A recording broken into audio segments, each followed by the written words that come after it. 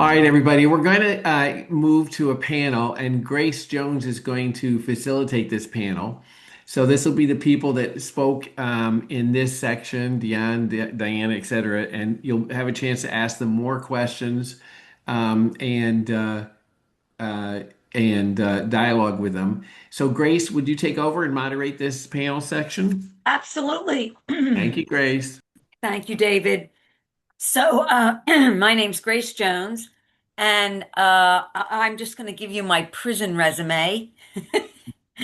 I started doing the Prison Literacy Project in 1985 at Graterford Prison, and then I became interested in youth and volunteered for the Philadelphia Youth at Risk program, and eventually had a leadership role in that. And then I participated in the late 90s and early 2000 in the End Violence Project. And we delivered a course called Leadership and Transformational Thinking.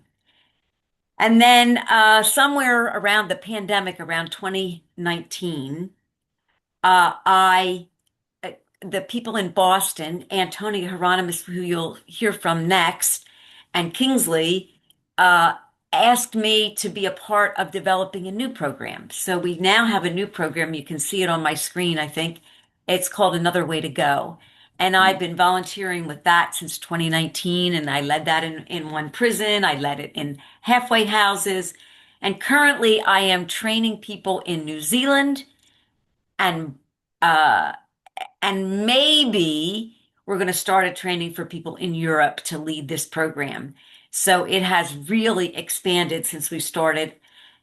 And I am thrilled to listen to the three of you because what you're talking about is what's in my heart as well. You can hear that. So I wanted to start, Israel, with you. And I'm going to just, ask a couple of questions and give each of you some time to continue to share. Um, so my Grace, first can I question, interrupt for a second? yes. We'll also open it up so that if people want to raise their hands and actually ask the questions directly, then we're going to allow that also. Okay. You want me to do that at the One end? more thing, Grace, I'm sorry. We have a chat dedicated to you with the questions in it. I already have them. Yes. That's what I made my questions from. So thank you. All right. So the first question that I have is, Israel, how did you get buy-in from the prison? Um, well, with Defy specifically, that was already generated when I came on. I started with Defy about 15 months ago. Hmm. Um, and so I'm not 100% sure the origins of how the original founder was able to generate buy-in with the CDCR. Um, I know today a lot of the places where they originally started, like they want us back. And so through different funding sources, we've been able to expand at least 50% in Northern California from 4 cohorts last year to move it into six at the beginning of next year, including CSP Solano, where we originally started back in like 2015. And so we're just really excited about being able to do that. I think one of the things that allows us to have buy-in like today is the sustained success that we've had over time. And so Yes. being able to show like that impact from like recidivism rates to meaningful employment to any other number of markers that we use for evaluations, like demonstrates like our efficacy. Yeah. All right. Great. Thank you. Of Um, course. so, Diana, David's question of trauma informed, I believe. Would you explain that to us? Sure, I'll do my best. So this isn't just for substance use treatment. This is general medical care, including mental health, substance use disorders. And what it is, it's an approach in healthcare. It's a therapeutic approach where individuals, where the team, whatever it is, the doctors, the nurses, the therapists, that everybody understands the individual as a whole, the whole picture, the whole Mm. enchilada, right?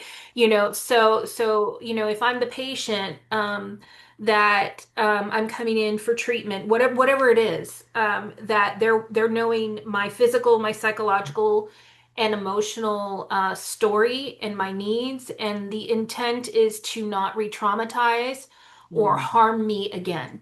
Mm. And so that approach is basically means that that's a human approach, right? Yes. It goes back to, listening to those individuals and allowing them to be heard, but also giving them a sense of safety in order to allow them the chance to grow and to Yes. heal. So that's how I see it. All right. These two Awesome. gentlemen are also, highly. I think that this approach is a very common approach, uh, Yeah. and could probably speak more to it. All right. So I'll go to Deon and ask you the same question if you'd like to add something, and then I have an additional question for you, Deon. So go All ahead. right. Can you repeat that question for me? Just for me? What is trauma informed? Okay, trauma informed. And so when we think about trauma informed, that's a understanding, right? Like leading with a level of compassion, right? Yes. And this is so it's when we think about trauma informed care is understanding and compassion, right? And we're thinking about taking that approach, right? Like it allows us to be empathetic, right? Like to those that's harmed in some kind of way. I think a lot of that, a lot of that has to do with we think about how the impact of trauma and how deep it runs. It's not just a youth thing or mature, adults. Like I think trauma runs deep, and everybody deal with trauma differently. And we can agree, accept the fact that the way I dealt with trauma was through use, of, was through the use of violence and anger and all these things. But also too, someone who deal with trauma can turn to drugs and suicide and depression. And so there's no difference. Oftentimes like, well, you have a substance abuse problem, though, but I only drink. And it's understanding why. Why are you using that to like? Why are you using those methods or coping tools to deal with what you're going through? And if we understand that, a lot of this are responses to things and coping mechanisms, I think we think about trauma informed care. We always lead with the underlying question, like, why are you doing that? Like, Yeah. what brought you to a point in life to where you have to resort to violence, or you find yourself depressive, or mental health issues. Like, why? Like, what caused you? And so when I think about trauma informed care, it's approaching everything with that underlying question, not, what you're doing is wrong or I don't get it. It's more so, well, I want to understand why you're doing that. And Yeah. so I think that's what Very trauma nice. informed care is, trying to get down to the bottom of why someone's reacting or responding that kind of way, opposed to just, labeling it or classifying it as, oftentimes mental health issues or, substance abuse or, just criminal. Yes. Now Yeah. it's easy to put the terms on it, but like I think with trauma informed care, like it's easy to approach things with that understanding of or Yeah. compassion. Like, why are you doing it? Yeah. Very nice. Thank you, Deon. And Israel, how about you? Trauma informed care. Um, yeah, I mean those are great responses. I think they Yes. speak a lot to like how it's like administered. The understanding I think that's important to sort of grasp is the intersectionality that every person has that makes up who they are. And so SAMHSA, the Substance Abuse Mental Health Services Administration, created these six core principles that actually define trauma-informed care and how to actually exercise it within an organization. And so being able to use those core principles from the top of the leadership within an organization and how it shows up in the actual direct services is Yeah. like really important in like how like trauma informed programming actually looks. Yeah. Yeah. Very nice. Thank you. Diana, I wanted to ask you, I don't see any more questions here. But I wanted to know about, would like you to share someone who, like your favorite share or your second favorite share of your success or so. I'm going to ask all of you something like this. Who was it? What was this like? Just tell us the story. Okay, there are so many. Yes. You know, first I want to say like it's kind of a blur. And I mean, I prepared and I had things written down, but I really don't know what I said. You know what I mean? But Yes. the one thing I want to say is I felt called to do this. And when I say that is, so I'm very grateful to be in this space. I'm very, and I understand that, part of the ripple effect that I keep talking about is in order to, this is, and I think Deaon touched on it, it's multi-generational. The dysfunction is multi-generational. And it takes time, but it is possible to change all Yes. the family dynamic, and then that is how we all will heal together. Now, my favorite story, oh gosh. There's a couple. One is we had this one gentleman that he did his graduation. He is an individual that is in prison, life without the possibility of parole. So, and there's many, and what that means is, his chances of going home. It's possible, anything's possible, but it's slimmer, right? There's no date, Right. and his speech talked about there are no throwaways, Mhm. and that has such a deep meaning because, individuals that don't have a date or don't have, um, I guess, perceived hope, what he's saying is that no, we matter and we do have hope. Mm. And his two aunties were there to support him. They then wrote all of their local politicians and shared his story with the tagline, with that tagline, Mm. that, there are no throwaways.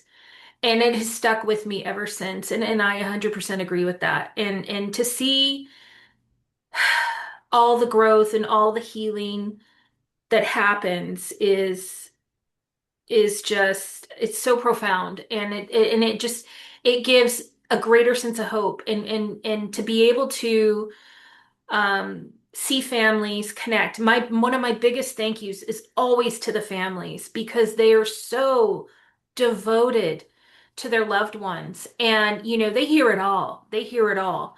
And, and they see the change and they are, they are the biggest support team out there that exists and probably the ones that get the least amount of credit. Yeah. I mean, these men and women are doing brave things, but they can only do it with the families. And then Right. the other story is Hold on one second. Just hold on one Yeah, second. Hold on to that story. Dana has a question. I want to make sure I get everybody in. sure. Thank you, Diana. Dana? Grace, I don't want to interrupt this line of questioning because this is awesome. I can wait. Okay. All All right, right. thanks. All right. So go ahead, Diana. She wants to hear the rest of it, Dana does. So, okay, so I have another person that when I met him in the class at Solano, um, the first time I met him, he said, um, I'm going to always make my living amends. And a lot of people say that and and I said okay. And he said I took someone's life um when I drove drunk. I made a choice and I killed somebody and I will never be able to repay that, but I will make my living amends. And he said, I'm always going to do drunk driving advocacy. And that gentleman completed the program, became a certified counselor. He is a supervising counselor at a residential program in Southern California. But that's just not the end of it. He kept that commitment. And he works with a program with the Highway Patrol doing, I think it's a high school program. Is it every 16 seconds or, oh gosh, I can't think of the name. I'm so sorry. But it's this phenomenal program where they go into high schools for drunk driving awareness, but they actually do a series of things to show what happens when somebody makes that choice or the impact when Yeah. victims are taken away by drunk driving. And he tells his story. He talks about and he honors his victim by name each and every time. And Wow. he does this all year long for as many times that people will allow him to share and to advocate for making better choices because he had a choice, right? And he knows that. And so, um, he's just a living, breathing, walking example of change, but also of healing and trying to do the next best thing. So, Wow. um, Thank but you. there's just so many. But that's a Yes. two that I could think of I right off the guess top of my head. as David Yeah, said, we could listen to all y'all all day. Um, yeah. Israel, how about your example? And then Sure. Um, so I have two too. The From different perspectives. One is my own experience going through the program, and so in 2017, joined Defy and became an entrepreneur in training for two primary reasons. One was I was a mentor in the youthful offender program, and I was trying to find a way to get my mentees engaged in positive programming, and so I thought, why not transform some hustles? Unfortunately, one of them transferred and the other didn't see the actual program through. But at the time, Defy was one of the few programs that actually also allowed family and friends to come to our graduation.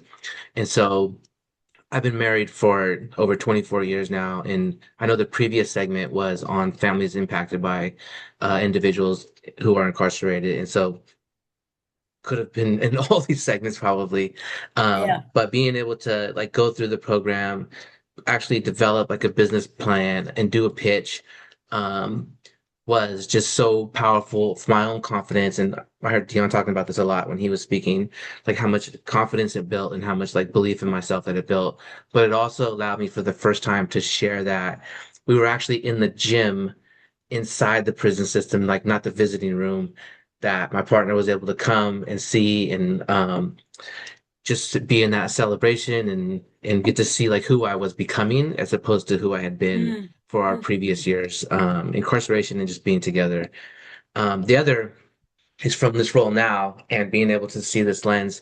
Back in May, there's a pretty affluent, privileged private school in the South Bay here in in Silicon Valley, and they reached out and they wanted to go and bring proximity to their student body, who are the next generation of like leaders in California across the world.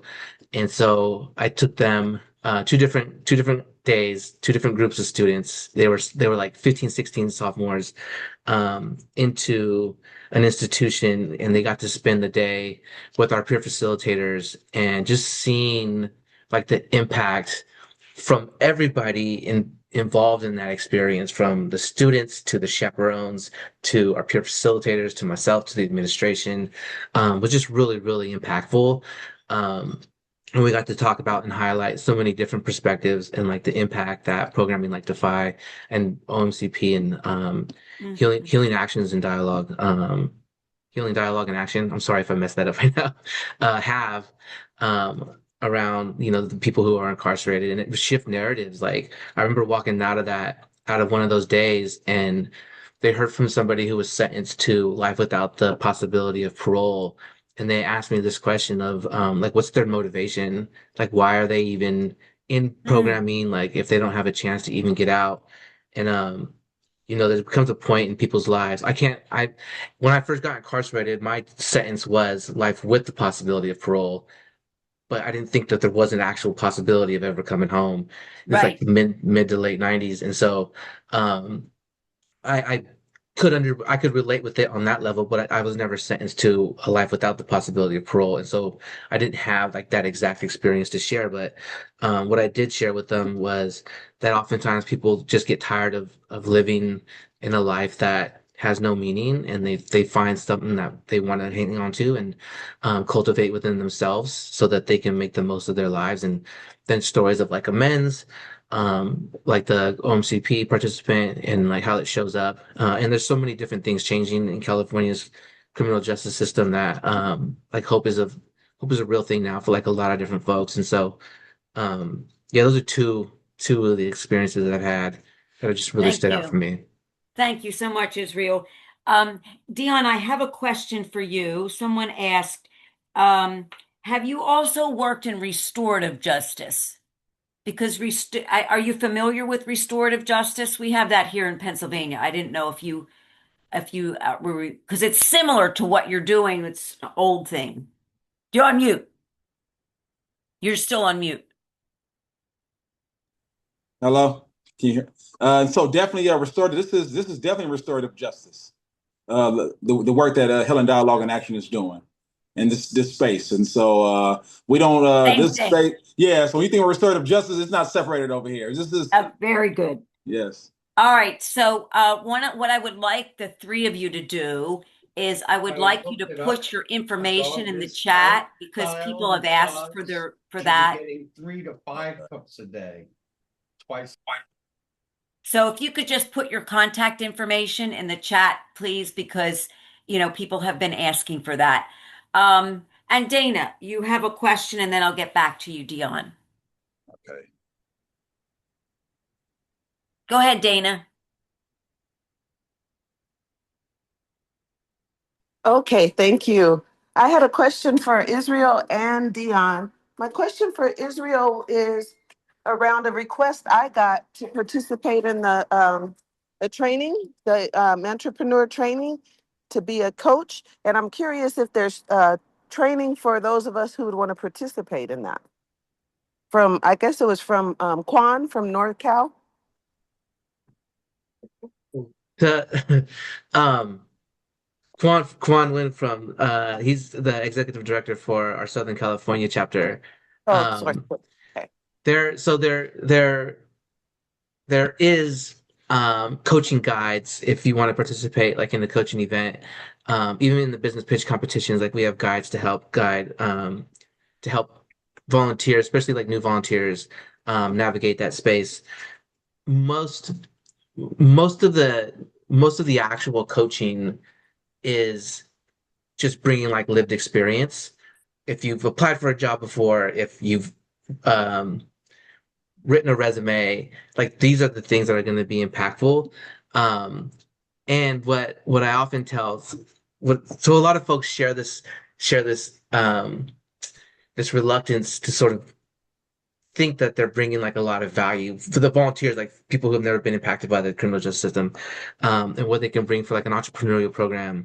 And there's so many different things that we've experienced in our lives that can help out. Um, but really, what is most impactful about these events is like the human connection. And so just going in and seeing people, in addition to the coaching exercises, we have empathy building activities, networking, activities. And so being able to engage in a process that is much more human than it is about like being like an executive coach or like a mentor like in that specific space. Yeah. If like continued mentorship wants to take place later on when somebody comes home, we also help facilitate that process.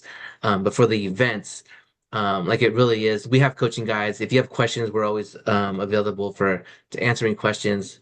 Um, but that's like I hope like there's no pressure on folks when they want to Yeah, think about I coming see. in and volunteering for an event. Yeah, for sure. Okay, so bring what you have and feel confident that we can make a difference if we do. You will make a difference. Absolutely. Yes. Got it. Thank you, Israel. Dion, my question for you around your conversations are, I thought there was law against um, offenders approaching victims or those conversations. I might not be saying it right, and that's something I'm committed to, y'all, is to get the appropriate socially correct communication and the words and the verbiage around what we're talking about. So I'm just going to say it how it is. I thought that there was an inability for those who've offended others to be in dialogue unless the families approach the conversation. So what has changed? Okay, so they're definitely I mean there I don't know about laws in place, but like I say, the courts have been, have positioned themselves in the middle of it, right? And so you're absolutely right though. Those responsible for harming someone, you're not supposed to contact the those you hurt, right? That's the justice system right now.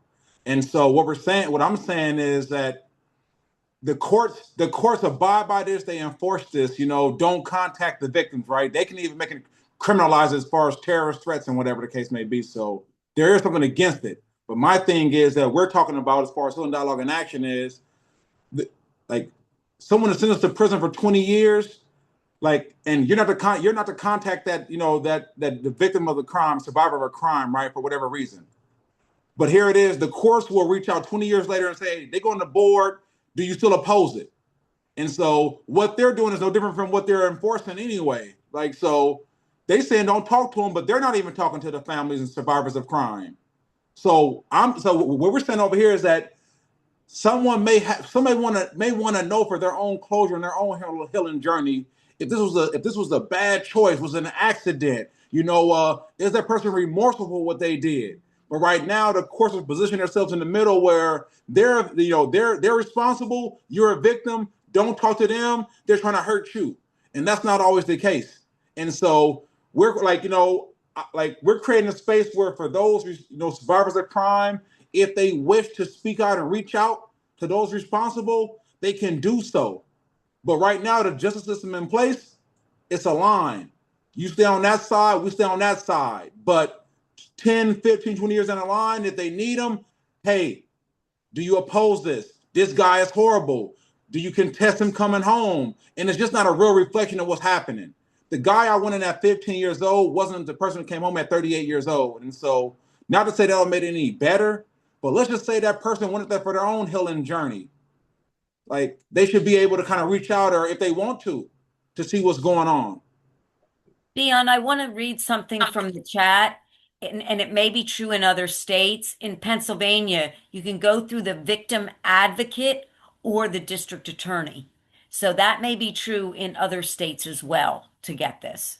Yeah, so California definitely they removed that department in place. They removed that. They removed it, right? Yeah, Okay. so I wish they would I hope they bring it back though, for sure. But Yeah, they removed speaking it. of laws from the other section, right? Yeah. They're changing the laws. Yes. All right, so that thing means time's up. Great job. You all have my heart. My heart to your heart, and for all of us. Well done.